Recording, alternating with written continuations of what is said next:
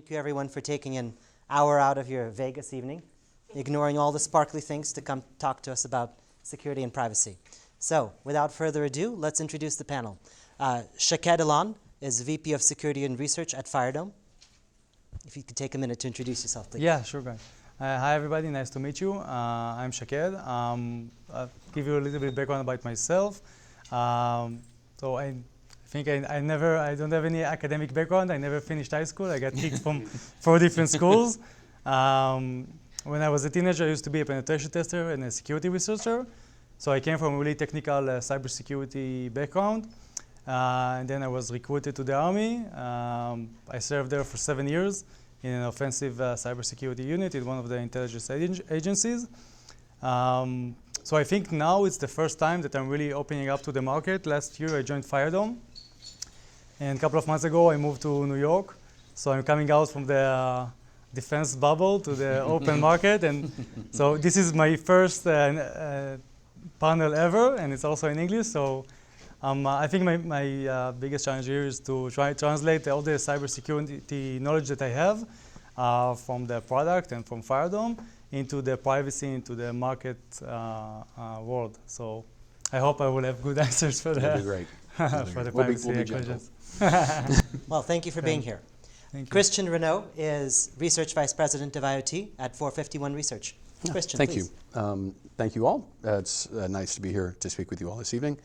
As he said, Research VP of IoT at 451. We're about a 20-year-old analyst firm in emerging technology, headquartered in New York. We're acquired 30 days ago by S&P.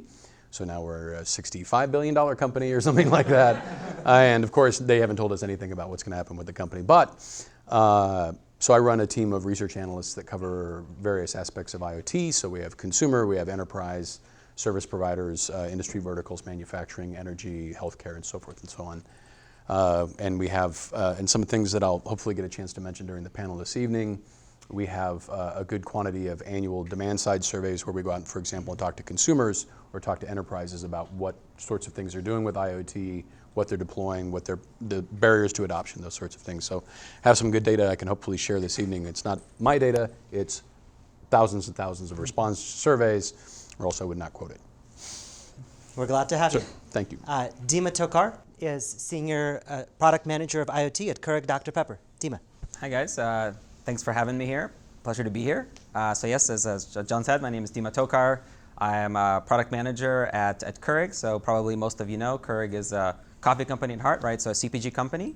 Joined about a year ago. Before that, I was an analyst for 5 years, covering IoT space, covering platforms, covering all sorts of enabling technologies that allow products to actually be connected, and made the jump to the other side about a year ago. And at Keurig, I'm responsible for our cloud and digital assistant and sort of off-brewer strategy. So basically all of the technology that isn't physically on the brewer, but is necessary for an IoT end-to-end solution to work. And so happy to be here to be providing sort of the angle of a company building connected products.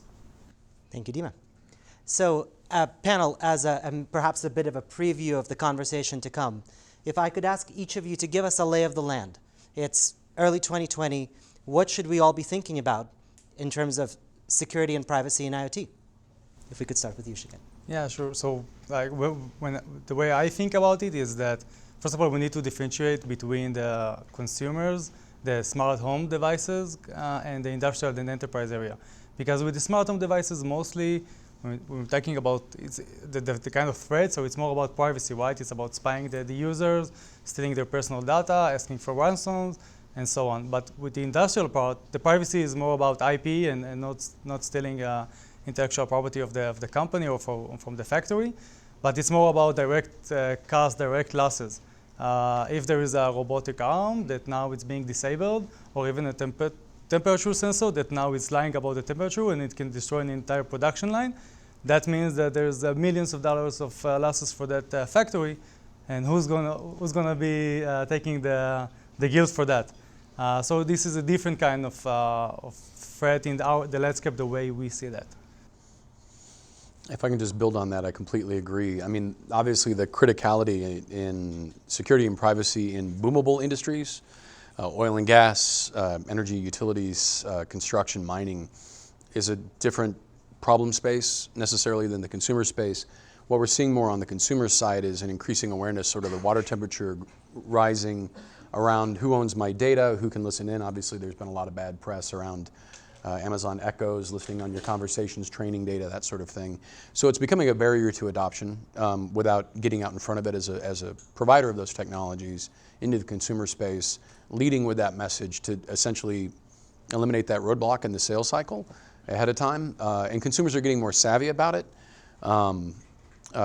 Since I'm an analyst, I got to quote a bunch of data. So it's something like 85% of consumers in the last survey that we did said the privacy of their data was very, very important to them. They were somewhat or greatly concerned about their products that they buy, guarding the privacy of their data. So that's the first step, is user awareness. Then as it affects the sales cycle, as it affects vendor selection and adoption overall, right? Yeah. I mean, at Keurig, right? So we're a highly visible consumer company with a brand that everybody recognizes in North America, and so to that end, it's profoundly important for us to have privacy and security as one of the foremost sort of pillars of how we design connected products.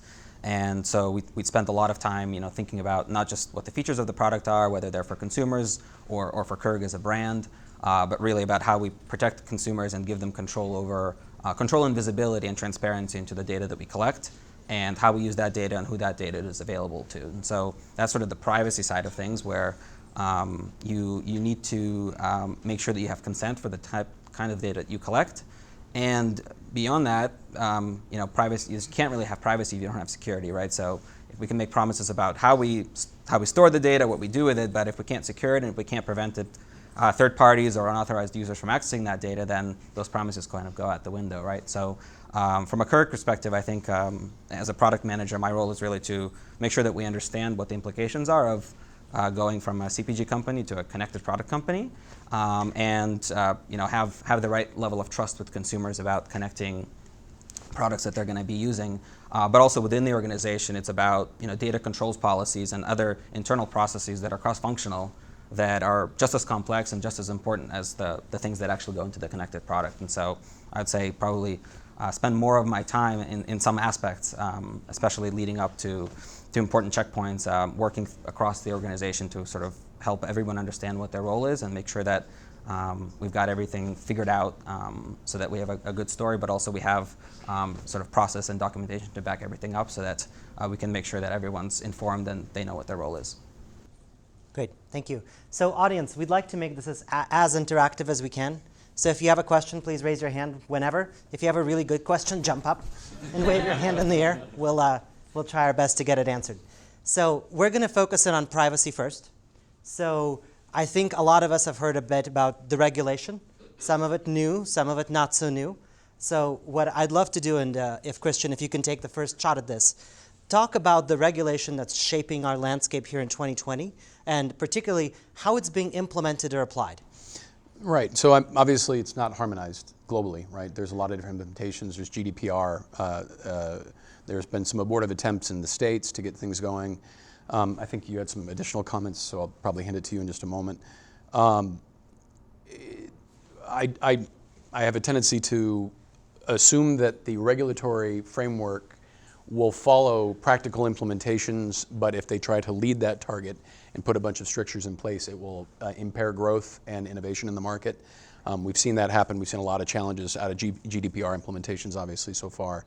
But there is no, especially as a device manufacturer, there's no single framework that I can develop against or stay within the boundaries of to just check that box. Okay, now I've complied with all the regulation, primarily due to lack of global harmonization. And unfortunately, that's not something that's going to resolve itself in the immediate future. I know you had some thoughts on this as well when we were chatting before the panel. Please. Thank you.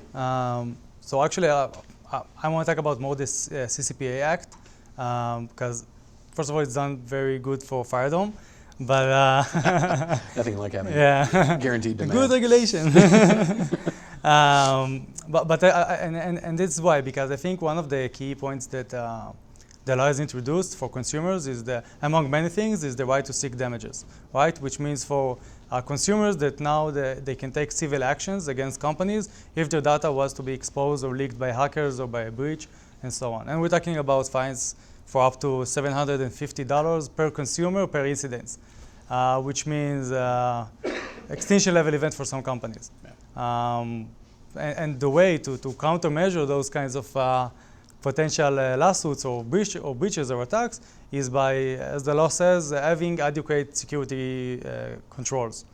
And the way to do that, as far as we're concerned, is implementing both security by design and also proactive security to mitigate the regular attack surfaces that every device and every platform have, and also the latest threats that are out there. Yeah. I think from a privacy standpoint and the regulations that are coming into play, I think one of the big challenges is that the regulations are actually quite vague in what they intend to do, and it's very difficult as a device maker to really know exactly what is going to be considered adequate security or adequate consent from a data privacy perspective. And I think for us, the biggest challenge is to really understand the market and understand what our peers are doing. Of course, as a large company, we have external counsel that helps us sort of understand the landscape and helps us really sort of figure out, just to make sure that we're doing what others are doing and that we're not behind. And probably you don't want to be too far ahead either, because chances are, as the laws evolve and they get amended and they get refined, if you go too far ahead and you do more than anybody else, you're going to find yourself backtracking, because it's not always the most stringent policy that is the right one for the business, and it's not always the right thing for consumers. And so from our perspective, it's really about sort of understanding that these regulations are a moving target in terms of how they're going to be enforced and what they really mean, and sort of keeping our eye on the ball and really doing what feels right based on our sort of common sense and advice from our external counsel, as well as our sort of understanding of the market. And just being transparent about what we're doing. And internally, when I talked about data controls, is about, well, maybe we don't know what all of the data controls that have to be there, but at least if we document what we have, we document where we need to get to, even if we can't get there sort of on day one when a certain policy goes into effect. At the very least, we have a pretty good sort of trail of information that we've really taken time to think about it, and we've actually done our due diligence, we've done the work, and we know where we need to get to, and we have timelines to get there. Can I just close it up? Sorry. Just to play off what Dima said, I think we're still in, obviously, the early stages of implementation of connected products and that sort of thing. And as a result, the privacy and the security pieces are all still warm jello, right? Mm-hmm. They're still going through a phase transition from something very nebulous to something more solid. And it is going to require consumers becoming more smart about what they buy, vendors disclosing more, here's how I'm using your data, and so forth. We've all seen the television manufacturers come out publicly and say they make more money from monetizing the data of your viewing habits than they do from selling you the television. That probably didn't help things at all. So it's going to be a number of those sorts of consumer education events, and then vendors being very forthright in here's how we're monetizing your data or not, or using it to spare parts, give you better service.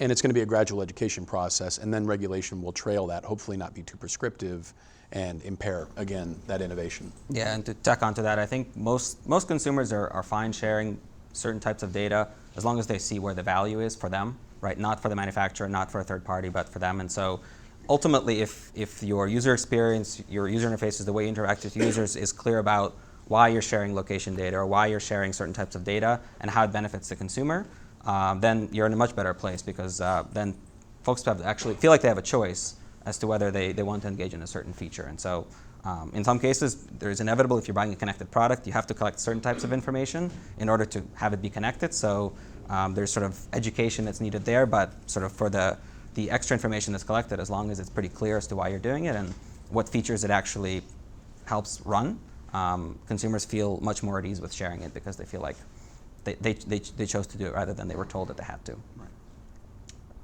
Please. So while the landscape is made out of jello right now, Warm jello. warm jello, Phase transition. even worse. I don't like that warm jello. Too hard to eat with a spoon. Yeah, absolutely. Dribbles off. Yeah.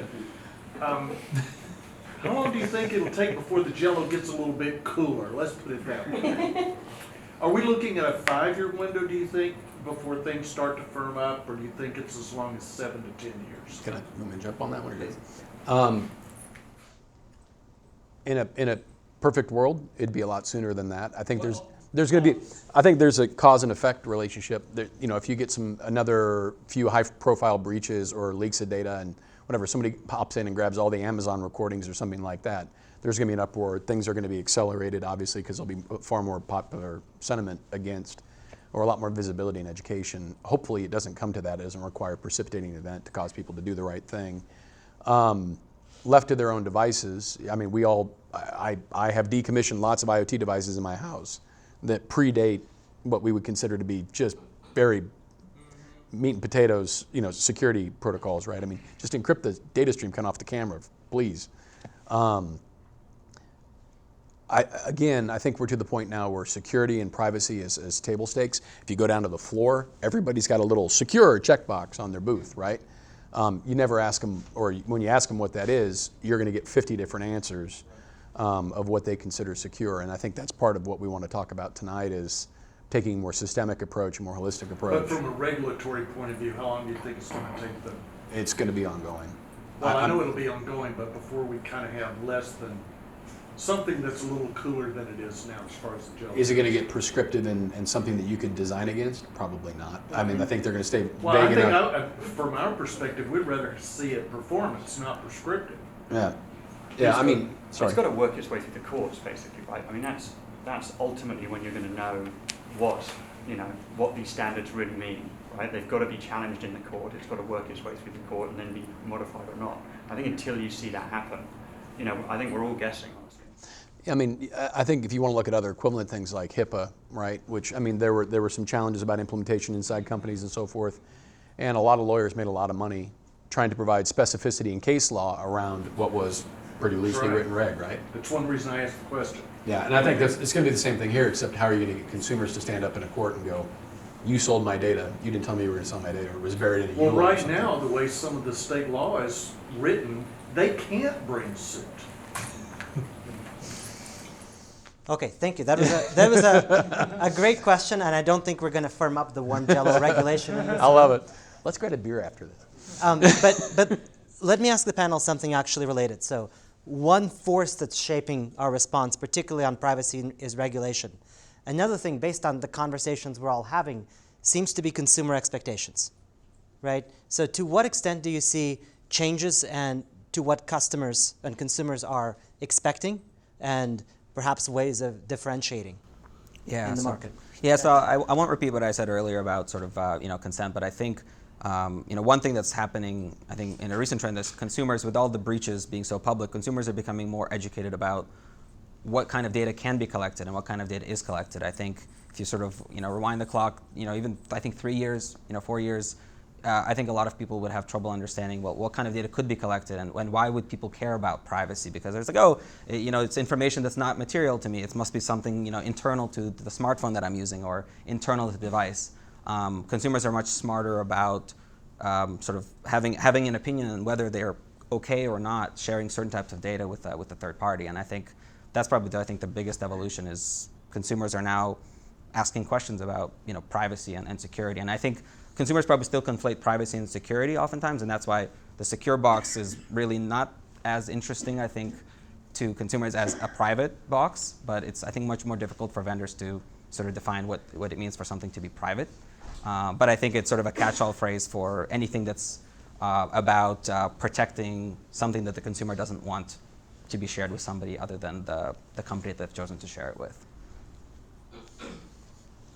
Please. Do you feel that consumers are willing to maybe pay a premium service fee to have like a sense of more secure solutions? It's a good question. So to answer your question very directly, as sort of a special separate fee, I don't think so. But I think consumers expect products to be secure, and they will pay more for the total product that's more secure. But I don't think you could sort of have an in-app purchase that adds privacy or security.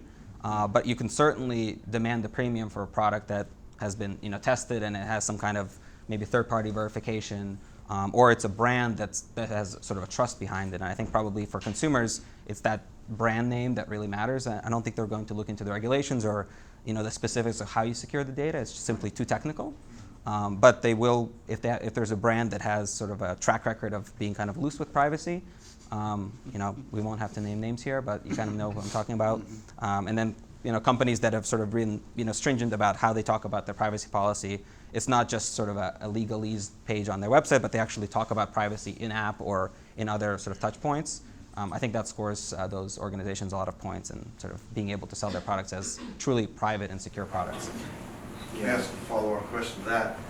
I read that there's some generational differences in perception of the importance of protecting privacy, that millennials maybe are not as concerned about the amount of data that gets shared about them versus a baby boomer generation. Would you agree with that? So not my personal opinion, but based on the surveys that we run, actually they confirm that cliche, which is if you look at millennials, and I mean, usually about 25 down, not that they're necessarily buying a bunch of large purchase refrigerators and washers and dryers. They get whatever's in the dorm room, right? They are more inclined to sacrifice the privacy for entitlements. Yeah, I'm gonna, the old cliche about I'll give you my social security number for $5 or whatever it is.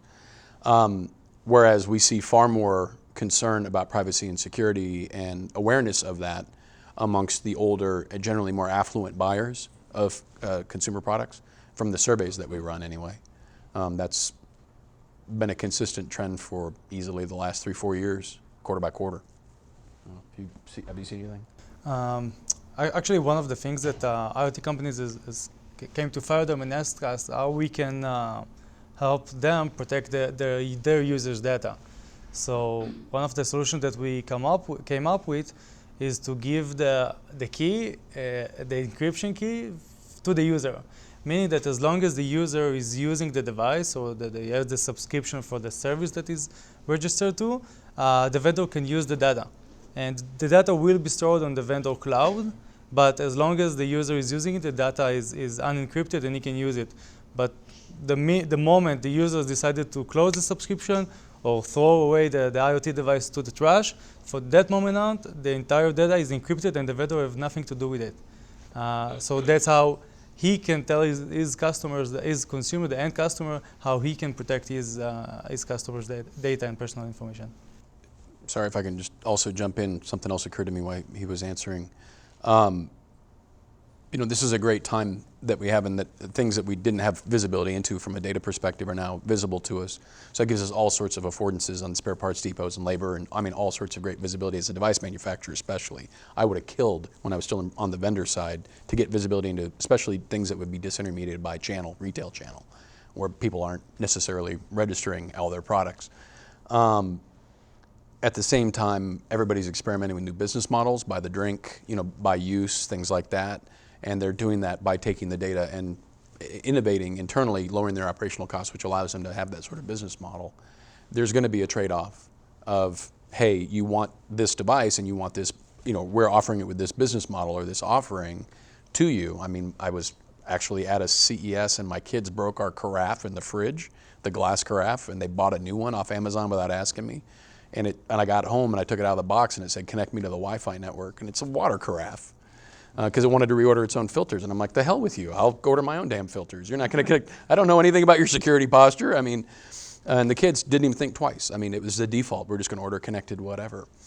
And so everybody's business models are changing. And therefore, from a consumer perspective, getting a little bit of sort of confirmation bias here, as a user of these things, that's going to be a changing landscape with every new iteration and every new innovation to both the products and the business models. So I don't know if it's a solvable thing in the short term until we get a little bit more stable environment. Sorry, I know I needed to. Okay, thank you, and thank you for the great question. What I'd love to do is start shifting gears more towards the security aspects of things. And one of the things, and this is, the fact that this is a panel about both topics probably is a hint of how we look at these things, but they're interrelated.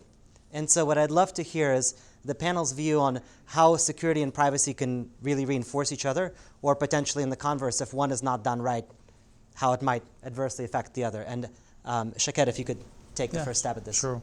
So I think privacy and cybersecurity are very well connected, right? You can't have privacy without cybersecurity.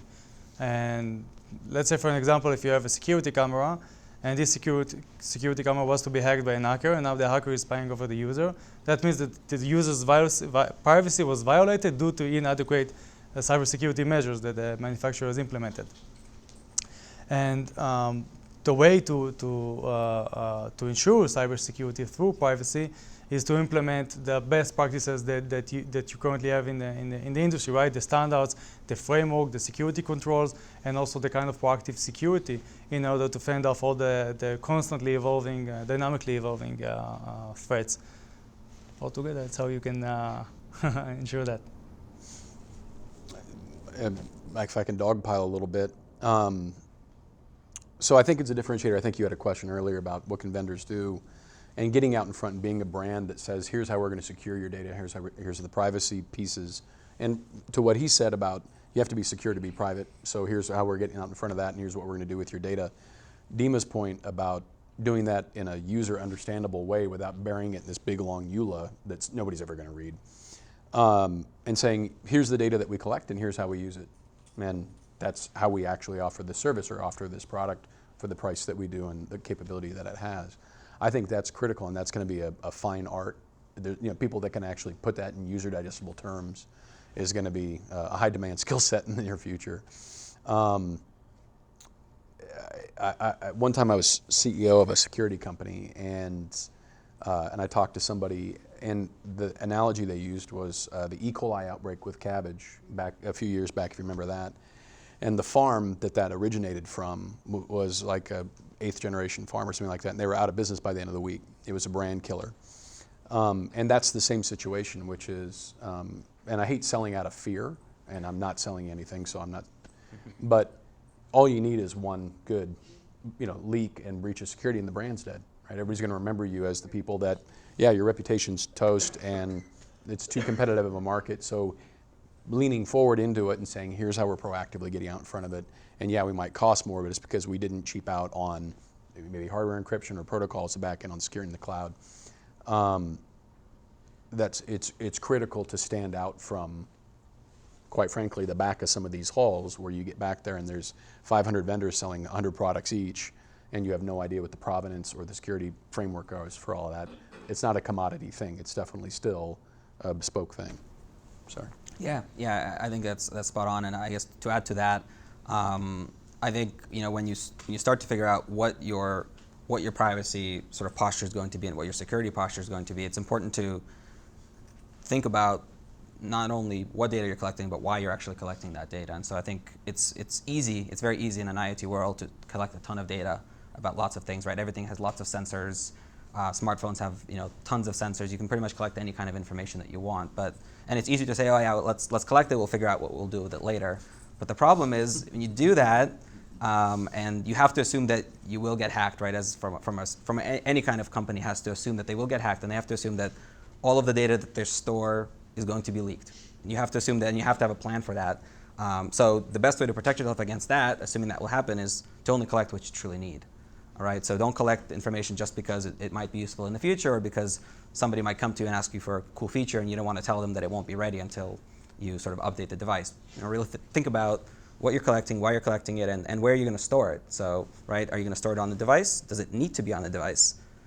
Because devices have, there's physical access to those devices. And so if it's data that could be stored in the cloud, you think about, okay, how are you going to store it in the cloud? And does it need to be person identifiable? Is it just about maintenance of a connected fleet of things? Does it really matter which customer had that specific item? And if it doesn't, then clean the data right away, right? Sanitize it as soon as it comes in, so that if that table leaks, all you've got is a bunch of maintenance data. It's maybe embarrassing. It's maybe good for your competitors to sort of know how your equipment is performing. But at the end of the day, it's not social security numbers, and there's really no way to monetize it or sort of use that data against you other than some competitive intelligence that's perhaps lost on that. Great, thank you. We've talked about how if you walk the show floor, pick up any box, it's going to have that checkbox that says we are secure. So we'll get in a minute to what people should be doing, but I'd love to hear the panel's view on what is the shape of the market right now. So in other words, what are vendors actually doing behind the scenes to try to claim that secure checkbox? Vendors being? Sorry, anybody who makes an IoT device or puts one on the market. Yeah, so I think I can't speak too much about other companies, but I think for us it's a bunch of different things, right?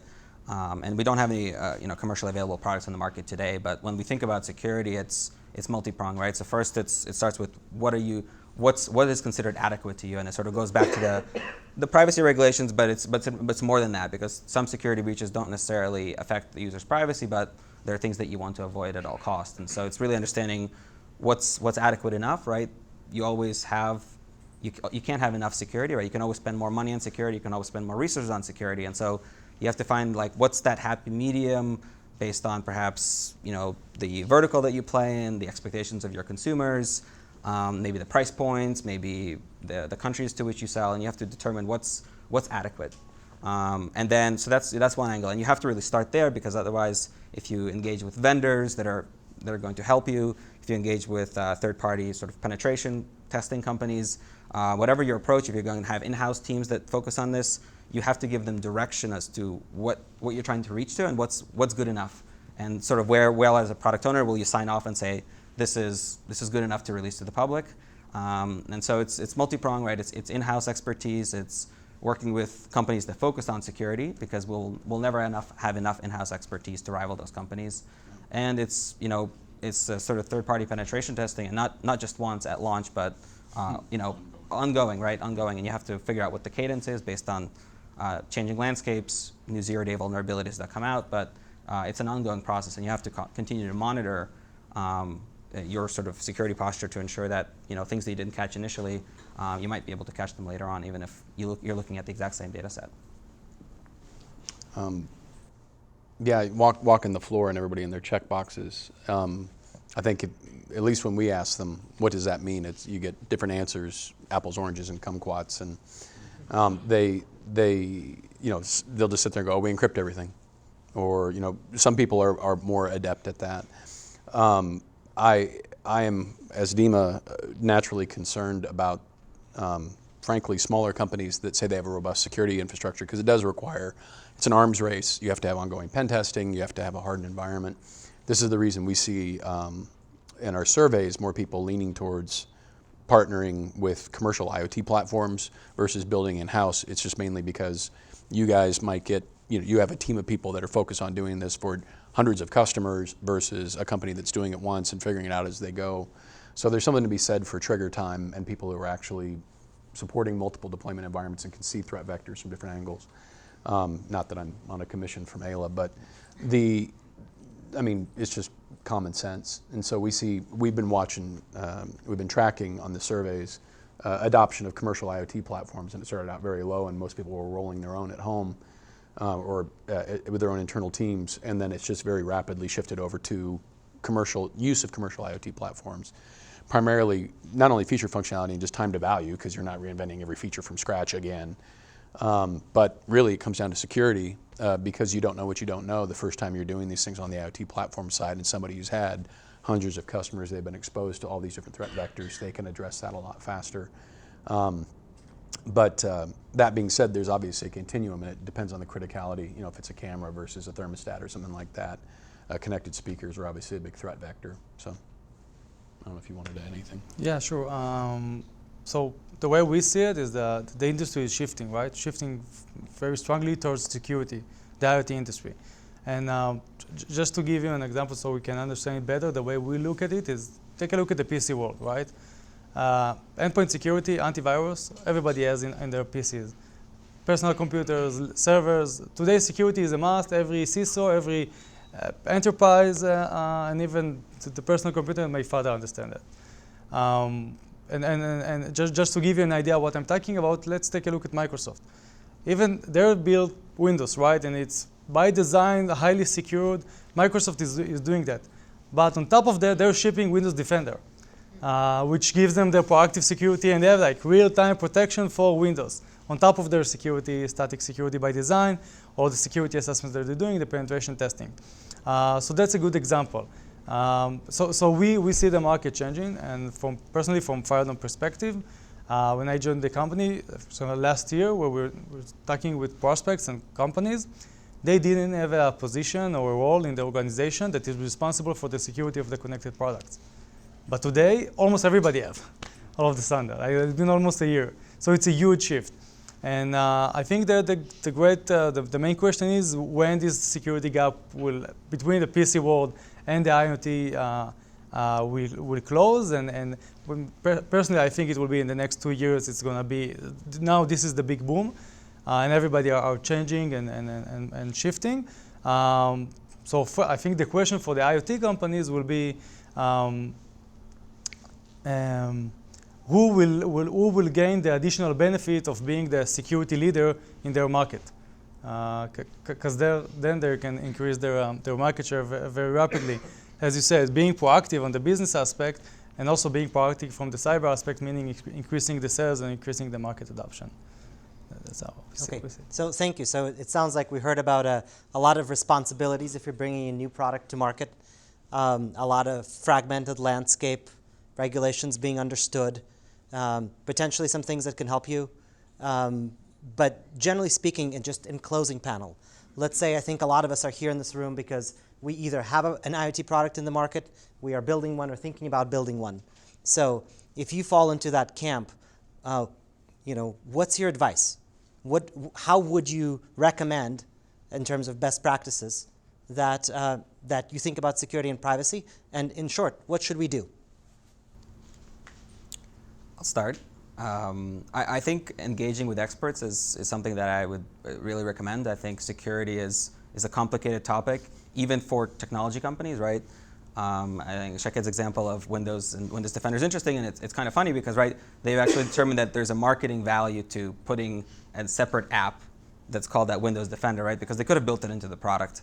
It could have just been invisible, but they put system tray icon, and they call it Windows Defender, which means it's not just about the security, it's about informing the consumers that the security is something that's important to Microsoft. Benefit I gave you. Yeah, exactly, and it's comes free with the operating system, and so I think engaging with experts is quite important. As a CPG company, we've got folks that have a really good security background, but we recognize that we will never compete with tech companies, and we'll never compete even more with vendors that focus on security.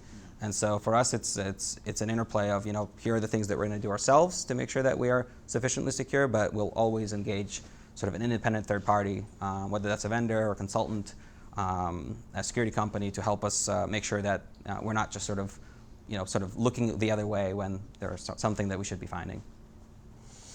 I think it's a few things, maybe. I liked Dima's point about being very deliberate about knowing what data you need in order to provide the services you're going to provide, and just collecting that and being upfront and educating the customers about, this is the data that I'm collecting in order to provide you this value. And it's a bit of an educational sell, and it's a pain in the butt to actually have to do that.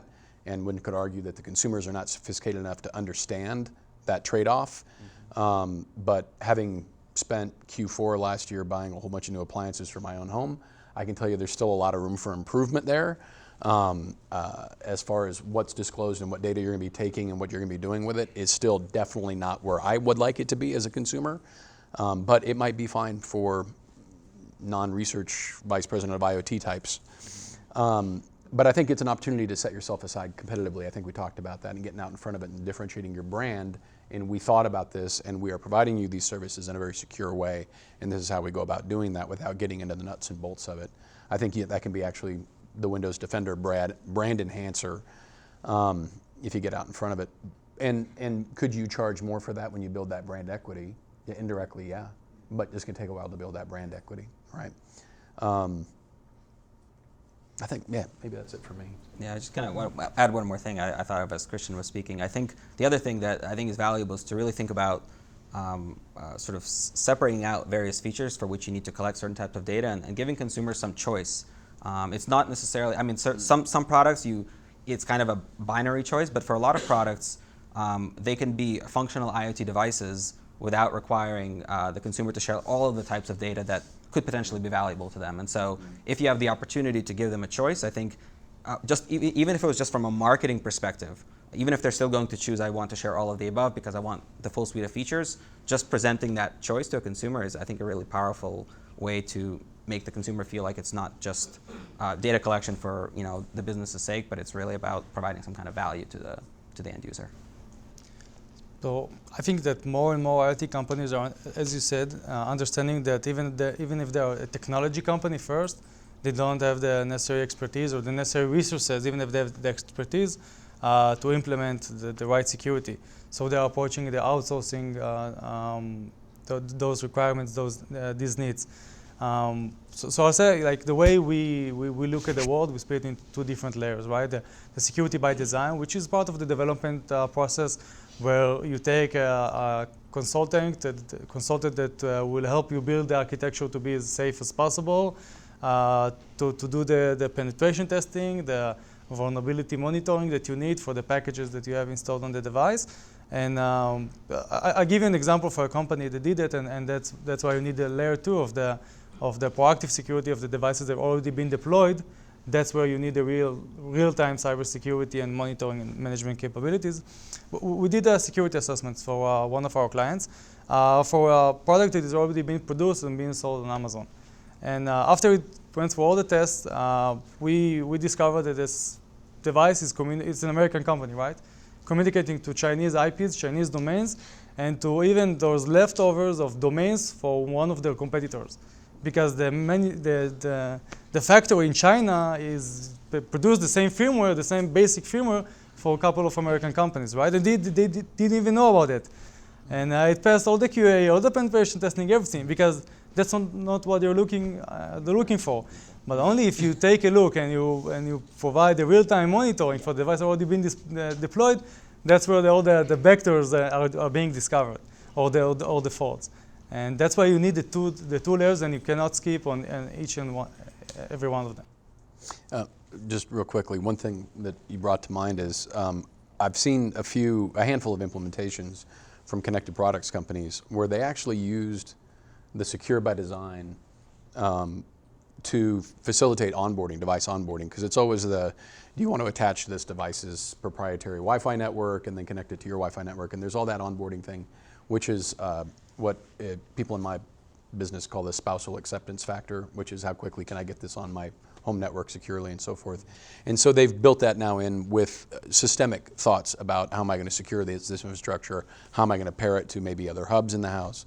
And they can, in doing that, they're able to get the devices connected securely and authenticated and registered back to the host or to the cloud very, very quickly. So you have a better customer satisfaction by essentially assuming more of the complexity for the security piece in the design. And I think that really is flipping it on its head versus, hey, security equals complexity equals more customer dissatisfaction because it takes them longer to provision it or whatever it may be.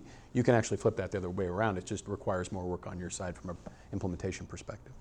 Sorry. Yeah. Thank you. We'll take a few final questions, but before we do, please help us thank the panel.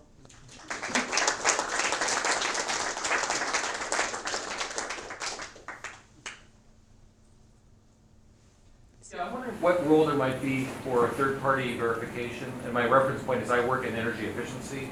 And the Energy Star label, you don't know anything. If you just look for the blue label, it's a trusted third party for good reason. Is that a plausible path forward for security? A third party that would put a label or not on products, that people could just look for that? Either you guys want to take it? You want me to Yeah, take it? I can start. So actually, UL actually announced that at CES, or maybe a little bit before that. So basically, they have sort of an IoT security. I think it goes bronze, silver, gold, platinum, diamond type of thing. So I think there's a role. I think I think it probably is more of a marketing. I don't know how much those types of stickers really validate security. Not specifically about UL, but oftentimes it's not regulated. Like Energy Star is regulated. You can't just there's government regulation behind what it means, right? And I think in security, it's really complicated. It's not just you're below this efficiency and you consume this much power and you have these emissions. In security, it's what is secure enough for your device. It's not the same for a camera or for a smartphone, right? And so to that end, I think it's difficult for that to be the one size fits all. But I think it's important because at the very least it shows that you've gone out to a third party and you've done something. It's much better than having done nothing. So I think at the very least it's a stepping stone, but it's probably not enough to actually resolve the challenges of securing IoT devices. Just to add on what Dima said, I wanted to give the UL as an example. So thank you, because no, it's good. Because in the UL, they have like 5 different levels, which the 5 is the highest one. It's called Platinum. We were thinking about doing something ourselves before that. But it's funny because to be in the platinum level, you have to have a proactive security in your device. So even you will recognize the necessity of this kind of solution also in real time. So if you want to be platinum, buy Firedome. Yeah, I'd say industry self-regulation sure beats the heck out of having it imposed upon you by a government entity that doesn't understand the complexity, right? I'd rather see us sort of self-regulate and do our best effort at that before somebody imposes something down on us. Some well-intentioned, misguided. I have a question on a comment that I think you made in the middle there. The data and the vendor telling the consumer what data they actually collect. Yeah. Is anybody actually sharing that detailed level of information? On the consumer side, it varies. It hasn't been super granular. On the enterprise side, all over the place. And we're getting to the point now where, for example, you talked about a robotic arm manufacturer. There's one in particular that has 3 letters that they actually are being proactive in saying we take the telemetry off the arm and the sensors and actuators, and we need that to be able to do proactive maintenance on it so you don't have unscheduled downtime. But the repetitions and everything like that of what you're doing, from which I could extrapolate production volumes, which would be proprietary information, no, we're not doing that. And so we need this to provide this service. You have to. I mean, for them, or else I'm not deploying your stuff because I'm not. Yeah, well, you know, what we're going to be collecting your viewing habits and selling them to 50 other data monetizers.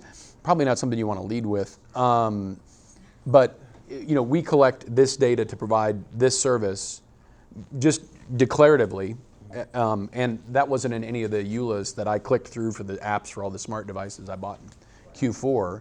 And instead what I got was now Amazon's going to be sending you detergent refills and we're going to be sending you targeted ads without me opting in. Right. Do you think that the vendors or consumers will start to add that more details on the data they're collecting?